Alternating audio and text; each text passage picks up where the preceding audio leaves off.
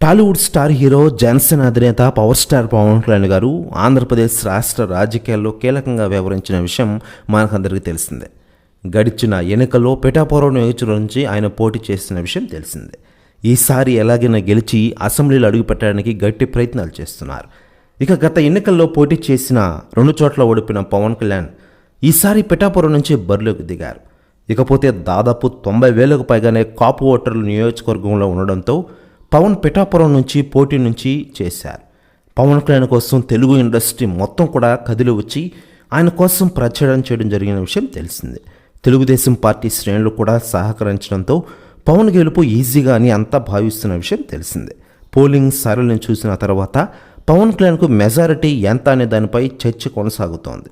పిఠాపురంలో ఆయన గెలుపు అంత సులువు అనే విషయం మనకందరికీ తెలిసిందే. ప్రెస్ న్యూస్ కూడా తెగ వైరల్ అవుతోంది. ఇక ఇదిలా ఉండగా పవన్ కళ్యాణ్ గారు పోటీ చేసిన పిఠాపురంకి లేటెస్ట్గా అందుతున్న సమాచారం ప్రకారం ఢిల్లీ నుండి పెద్దలు వస్తున్నారట.